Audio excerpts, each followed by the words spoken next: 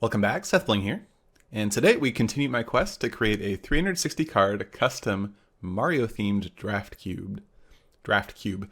If you missed my first video on the topic, it explains the whole project and what the design philosophy and the strategies that are intended to be in the cube are, and so there's a link in the video description if you want to check that out, and yeah, if you don't know what this project is all about. But without further ado, let's just get right into the card design. In my last couple of videos, I reached the halfway point. So now we're past the halfway point, and I'm starting to sort of see where the holes are in the card designs or the different strategies that I want to have in the cube. And so I'm starting to fill those. And so I'm recording 3 videos today. You'll see them over the next 3 days.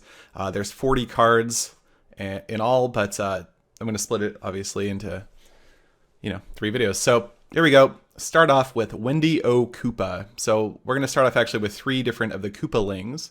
They originally in the lore were Bowser's children, but now they're just like powerful Koopas. Wendy O. Koopa is the only female one of the bunch. In Super Mario World, you fight her, and she kind of tries to trick you with some decoys in this pipe fight. You have to pick the right one to jump on, and if you pick the wrong one, nothing happens. So I tried. That was sort of my inspiration for the flavor of Wendy O. Koopa on a Magic card. So Wendy O. Koopa is this hybrid. It could either be black or green or both. When Wendy O. Koopa attacks, create 2 1/1 black minion creature tokens tapped and attacking. So this is supposed to obviously mimic the 2 mimics, or the 2 decoys, I guess. And then you can spend either black or green to pay the cost for this activated ability and sacrifice 2 minions. Wendy O. Koopa gains indestructible until end of turn. So the idea is that you can use the decoys to prevent her from dying. Of course, this only works when she's attacking. A lot of the abilities in this set only work when the creature is attacking. We'll see that throughout several of the cards in the next couple of videos. That's a very intentional choice in a Magic set to promote attacking and prevent board stalls. If the cards are more powerful when you're attacking, then it will keep the game moving along. People will be taking damage, losing creatures, that sort of stuff. Wendy O. Koopa in particular attacks very well, because if she attacks and gets blocked by something that would kill her, she can always just sacrifice those 2 minions. It does cost you a mana, but otherwise it doesn't cost you anything that you didn't already have. And so she attacks very well, and 4 power is enough to cause take a big bite out of your opponent's life total. And I like the flavor here. The card is black-green because, well, these abilities can, or hybrid black-green, because these abilities can appear in either color. This is actually very close to Grave Titan. This effect is very close to the effect of Grave Titan, which is a pretty iconic black card. But otherwise, it's, creating tokens is a very green thing, and then gaining indestructible until end of turn is also a very black-green sort of thing to happen. So nice card. I like it. I think it's very powerful. I think this is going to be a first pickable card in draft. Actually did have my first draft yesterday on stream, and we played some games. Obviously I don't have a full set, so basically there's some cards that are duplicated for the purposes of the draft. But I did get to play some games, and it was really fun. I was actually surprised. The cube is really coming together, and it is starting to get really fun. Maybe someday I'll have some games on my channel from those drafts on stream. Let's move on to Lemmy Koopa. So I was looking around for pictures for Lemmy Koopa, and I found this one, and I didn't know what it was. I looked it up. Apparently Lemmy Koopa was one of the bosses in Yoshi Safari, which was a Mario Super Scope game. Super Scope is the shoulder-mounted light gun that you could actually point at your screen. I've done some videos in the past with Super Scopes on my channel, or maybe just one, but yeah, anyway, so in that game he walks around in this mech guy and shoots rockets at you and stuff. Anyway, so that was what I used as inspiration for this card for Lemmy Koopa. So he's a 2/1 for 2. When Lemmy Koopa becomes tapped, target creature an opponent controls gets -1/-1 until end of turn. And he's got this spawn ability that a lot of the black, red, and green cards in this set have. This is supposed to be, the spawn ability is for bosses. It's supposed to represent the minions that they have just in their levels before you get up to the boss. So the idea is that you cast, or you spawn early on, you create a 1/1 black minion creature token, and then you exile, basically you reveal that you have Lemmy Koopa ready to cast whenever you want. So it's like you're creating the minion for his level, and then eventually you're summoning the boss at the end of the level. This is actually more of an ability targeted at vehicles, crewing vehicles though. You can use it when he attacks. When he becomes tapped, target creature gets -1/-1 until end of turn. You can attack with him and shrink your opponent's creature. If your opponent only has like a minion to block with, like a 1/1 minion token, then you could kill it and just get in your free damage. Or you can crew a vehicle with this, and that will tap this this creature, and you'll be able to shrink an opponent's creature too. So this is more aimed at vehicles, which is a big part of this set, the Mario Kart part of the set. Yeah. Moving on to Ludwig Von Koopa, the third of the 3 Koopalings for today. Ludwig Von Koopa, I think of him as the most musical for some reason, just because I guess Ludwig, I mean, it's supposed to be a Beethoven reference, right? All of the Koopalings are named after musicians, but I don't know, this one for me, I would just stood out as the most musical. So I found a picture where he's, playing violin, he's got some music, but for me, a Koopaling playing music is going to be like the worst music you've ever heard. It's going to be enraging. Anyway, I with this spawn mechanic, it takes up a lot of room in the text box. There's a lot of reminder text here. And so I'm looking for abilities that don't take up much room. And this, I feel, is a really elegant ability to put on this creature. So in the world of Magic, often music will cause creatures to do things they wouldn't normally do, like attacking. There's a lot of sirens in Magic history that, sing their beautiful song and lure you to attack. So creatures attack each combat if able is a very powerful effect that's actually never been printed on a Magic card. So it's a nice one-line effect too, which I like. It doesn't take up much room in the text box, and it's just a very elegant, it's not hard to understand what it does, but very powerful. So when you play this card, you can basically force your opponent's creatures to attack while you still have Ludwig Von Koopa untapped, and maybe even the rest of your creatures untapped. If you play Ludwig Von Koopa after your combat step, you can still have all your creatures untapped and force your opponents to suicide in a bunch of creatures into your creatures. So that's really powerful. And then also this, in my set, there's sort of a red-green aggressive archetype for drafting, and you kind of want to be attacking with your creatures anyway, and so you can force your opponent to attack with their creatures that they really want to be able to block your creatures with. And so it's a very powerful effect that takes away your opponent's ability to block. They do have a chance to remove, cast removal on Ludwig Von Koopa during their first main phase, so there is a little bit of a window for interactivity there, at least. But yeah, I'm happy with this card. Moving on, let's go to another Mario bad guy. Tatanga Alien Invader. For those who didn't play Super Mario Land for the Game Boy, that was the very first Mario game on Game Boy. Tatanga was the sort of main boss of that game. He was the main antagonist.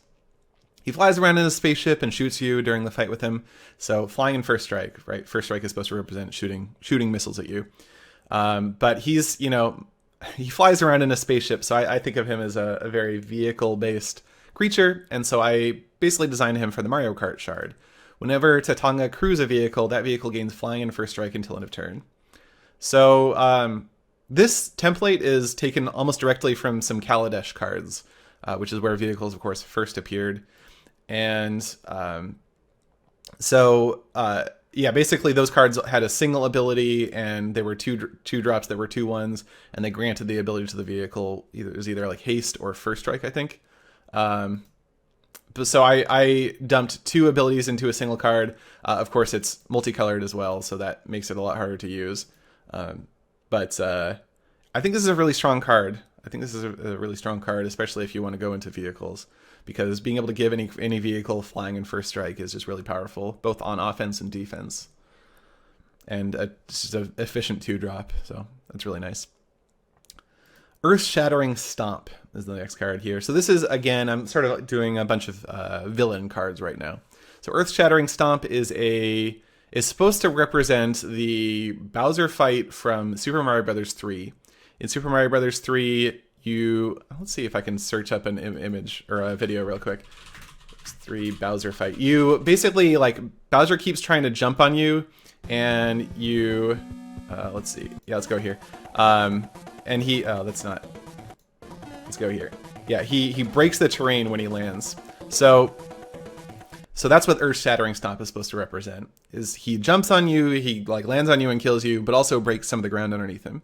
Right? So destroy target creature, and then also you have to sacrifice a land unless you pay 4. So the way this works is it's basically either a 5-mana kill spell or a 1-mana kill spell where you also have to sacrifice a land. Obviously, like casting this on turn 1 and sacrificing your only land is a huge drawback. So it's a little bit difficult to play this and figure out how to like still win if you're going to actually sacrifice a land. But there is that option there if you really can't afford 5 mana. The flavor behind being able to pay 4 could be like he can land on the sides sometimes. So maybe, I don't know. I just mostly didn't want this to be a card where you always had to sacrifice a land. And I think paying 5 mana to kill the creature is still quite good. But this can be a really efficient answer to your opponent's threats if you need it to be. All right, Banzai Bill is this, you can't really tell, I guess, the scale of this bullet from this image, but he is a giant bullet bill, and he just kind of flies through the screen, and maybe he kills you, maybe he doesn't, but and then he's gone forever. So that's Banzai Bill. So I think I've captured the flavor of that pretty well here. He's got haste and trample at the beginning of the end step, sacrifice Banzai Bill. This is a homage to cards like Ball Lightning, which was a very old card, I think from Alpha. No, it was the Dark maybe? Anyway, very old card that it was a 6/1 trample for haste trample that cost 3 red mana. Anyway, this has some synergies with various parts of the set.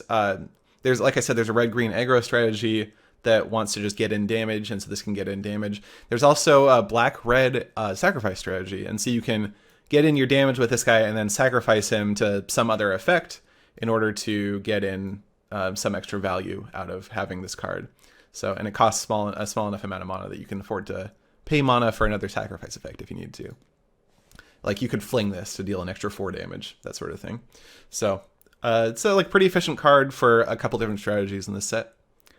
Strength in Numbers is a reprint originally from Time Spiral, but I in this set, wherever I can, I want to have reprints, and the next 4 cards you're going to see are all reprints of various cards that are actual Magic cards, and they're all, you know, rebranded to be Mario themed. I think that's important for the set, but wherever I can, it's nice to have reprints because veteran players will be able to instantly see the card, understand what it does, and evaluate it without actually having to even read the card. And when you're drafting and you're seeing 360 brand new cards for the very first time, it's really daunting. And anything I can do to make it easier for experienced players to quickly pick up the set and understand what's going on with it is really good, really valuable. So reprints are good. We're going to see a few of those now, and you'll get to see how I've decided to try and rebrand them as Mario-themed cards. Strength in Numbers is a really easy one because obviously there's like a bunch of minions, they attack you in numbers, and that's really easy. Until end of turn, target creature gains trample and gets +X/+X, where X is the number of attacking creatures.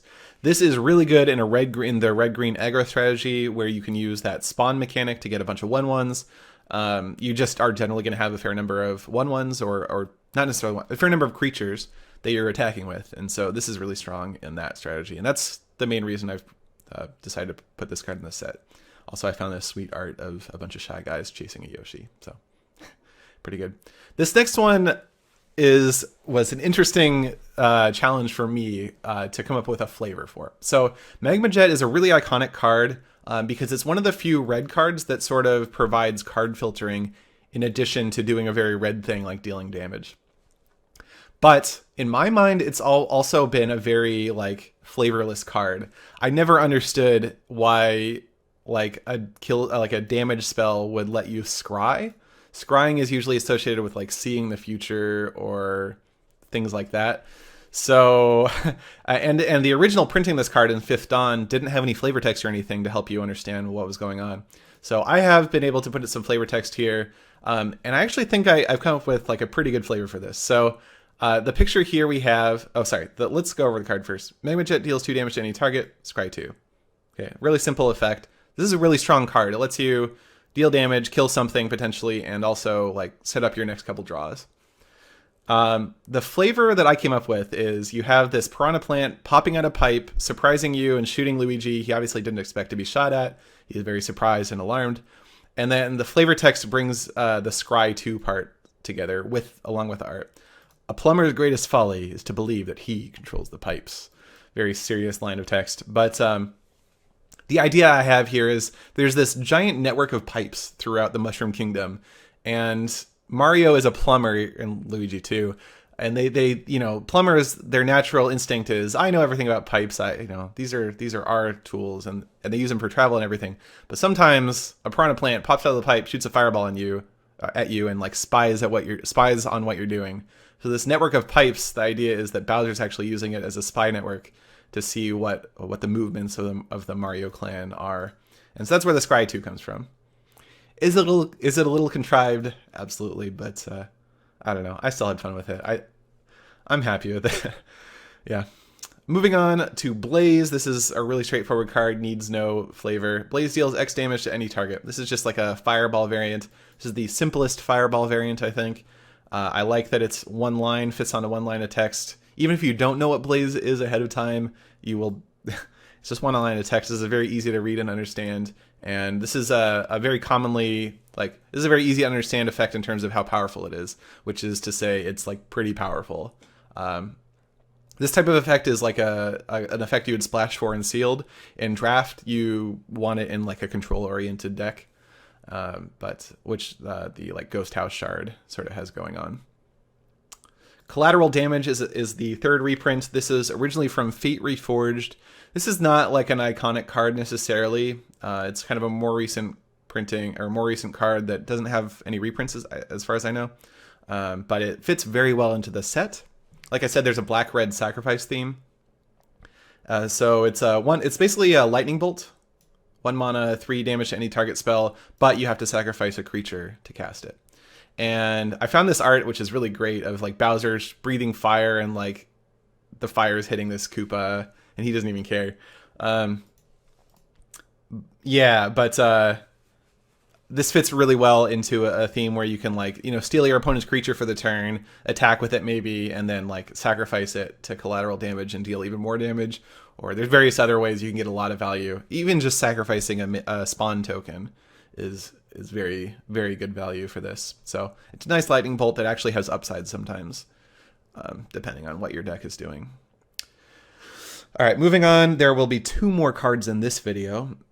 Final Battle. So here we can see this is a battle between Mario and Bowser. This card can actually represent either side of that battle, but let's take a look at what it does. 1 red, green. Sacrifice any number of permanents. Target creature you control gets +1/+1 until end of turn for each permanent sacrifice this way. Then it fights target creature and opponent controls. So the idea here is you're going into the final battle. You want to just use up all of your items. Like say Mario 3 has, you have like an item reserve where you can store a lot of items. And so you can use as many of those items as you want. And it's time to fight Bowser and use up everything you have. So you can sacrifice all your lands if you want. You can sacrifice a bunch of spawn tokens. If you have a bunch of minions as Bowser, you can sacrifice those. This really works either way.